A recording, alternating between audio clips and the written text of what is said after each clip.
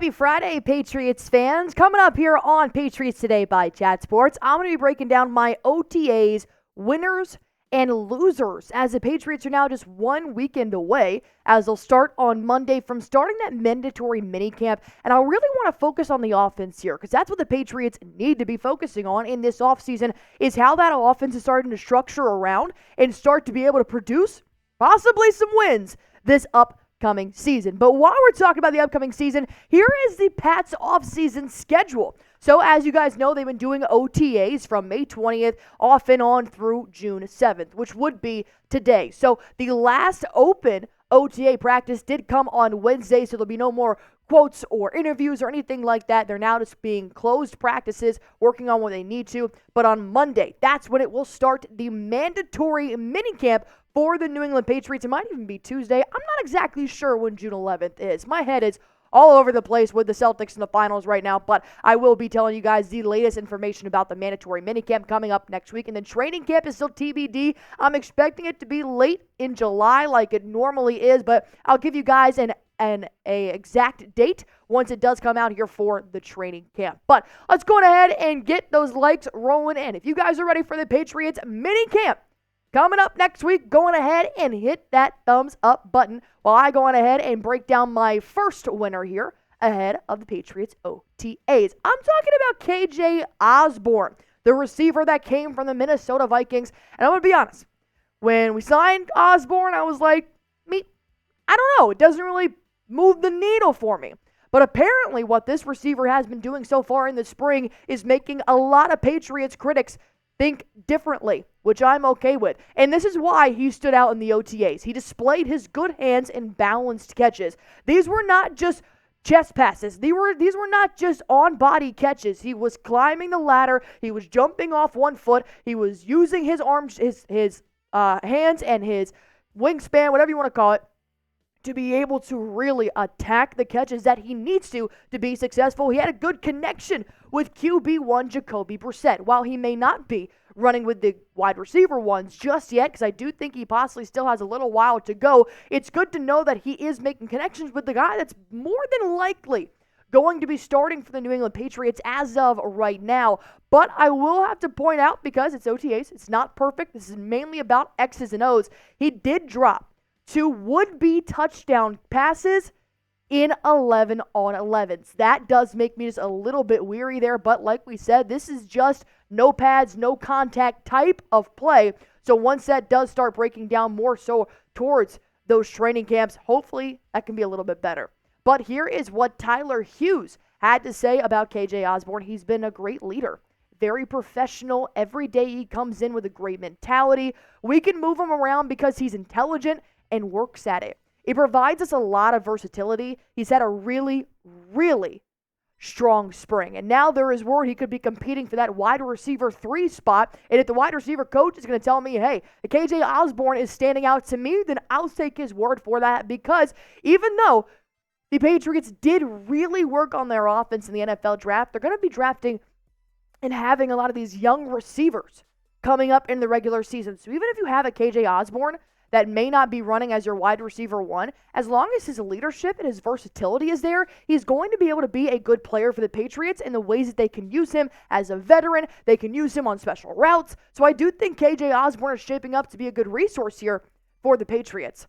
Let's switch to the other side of the ball here real quick. I want to talk about Alex Austin. I have seen this name several times, looking over my Twitter feed, looking over the articles to see how OTAs are shaping up to be. And let me tell you, I've seen Austin's name not once, not twice, but a few times for good reasoning. He had 2 pass breakups during 7-on-7s. And like I said, 7-on-7s is supposed to be just about that, to really see where his technique lies, to show me his fundamentals. And if he's giving me 2 PBUs against Jacoby Brissett and Drake Maye, he's going to be killer when it comes to full pad mode in this regular season. He also worked with projected first-team defense as well. He actually worked just slightly behind Christian Gonzalez here, who is also trying to make a name for himself after being injured last season. I do still think Gonzalez is due for a breakout year, because we didn't necessarily get to see that because of the injuries. But Alex Austin's not making it easy on Gonzalez to be the star here when it comes to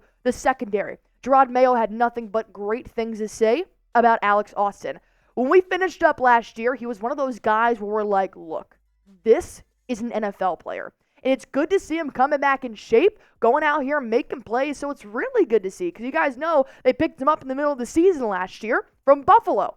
And of course, he did play for the Patriots, but when he started making some plays, the season wasn't where they wanted it to be. It wasn't like, his plays were making or breaking the playoffs here for the Patriots. So now that he gets to come back and really showcase his talent in a full year with New England, not to mention a brand new staff for New England, I think he's going to pair up really well working alongside Christian Gonzalez in this spring because Gonzalez is, according to reporters, actually ramping up to have a good season as well. He's coming back great from that injury. He's been running with that first team right now. He's a little bit ahead Alex Austin when it comes to the cornerback position, but Gonzalez is a player that I am super excited to see pop off in the regular season. But if Alex Austin starts to give him a run for his money, let the best man win.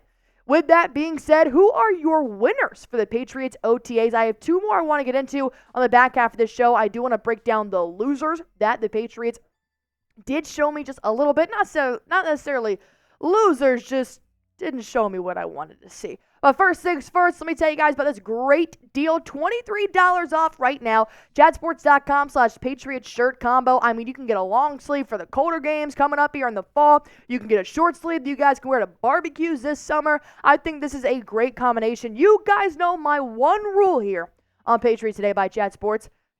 Don't buy anything full price. Just don't do it. I love $23 off. That's girl math. That's free. You're saving money. It's basically free. If you guys want to rep this, and plus, I know I said this before, but Father's Day is right around the corner, and I think if your dad, he loves to work out, if he loves to be outside, if he loves the New England Patriots, I think this combo set is going to be a huge gift. Plus, if you got two men in your life, give your grandpa a long sleeve, give your dad the short sleeve, and boom, you're good to go. Go to chatsports.com/Patriots t-shirt combo and get yours today. All right, my third winner, Rhamondre Stevenson. Let me tell you, this is not a surprise to me. Coming from being RB1, I knew he was going to have a stellar spring, but he actually has been the bright spot in a very struggling offense so far in these spring OTAs. Because as you guys know, they're still working on the offensive line, trying to figure that piece out. They don't know who the hell their quarterback is right now. They're just running with Jacoby Brissett at number 1, but that could be different come September. So when you got a player like Stevenson, who worked with Gibson in the top group, of course, you guys know Antonio Gibson came from the Commanders to the Patriots here in the offseason, and so now he's been working with him in that top running back core. But Stevenson's been really, really showcasing his talents here as a third down running back. That's where he's just been popping off so far in the spring. And what I also really like is I love the leadership that's coming out because this is what you really need in the dog days of the summer. When Javon Baker, they call him Baker the touchdown maker, he went up on a leaping 25-yard catch with Drake Maye passing to him. Rhamondre Stevenson was the first player that ran up to him and congratulated him for A, making that great catch, for B, putting the offense in position where they need to be, and C, just showcasing that the veteran and the rookie are trying to look out for each other. And now he's currently labeled as the centerpiece of the Patriots offense right now in the OTAs because with a lot of question marks surrounding the line, surrounding the quarterback, surrounding whether or not there's 12 wide receivers on the field right now, who's going to make those final cuts. Stevenson's a sure thing, and that's always good to know when you're running in the offseason.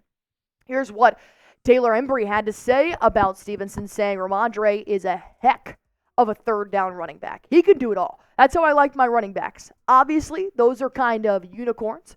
I'm excited for him, and he should have a big year. If he says he's going to have a big year, then I take his word for it. But I'm also looking at this kid to have a big year as well. I know it's kind of cliche to put Drake Maye in my Patriots OTA winners, but whatever. It's my show.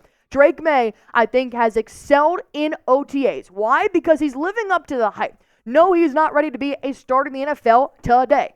No, he is not going to come out here and showcase his talents and be the next Patrick Mahomes in week 1. That's not going to happen. But I do think Drake Maye is living up to the hype because there could be quarterbacks that get drafted with the number 3 pick, come out in OTAs and completely fall apart. This kid is upholding all of the things that we saw ahead of the NFL draft, which is why I do think Drake Maye deserves to be a winner. Did he have 2 interceptions. Yes, but that is going to come with the rookie who is now learning the tempo of an NFL speed type of offense. He had a couple of check down passes as well as touchdown passes as well, and he even passed Bailey Zappi in taking quarterback 3 reps to now taking over Bailey Zappi's quarterback 2 reps. And I don't care who you are.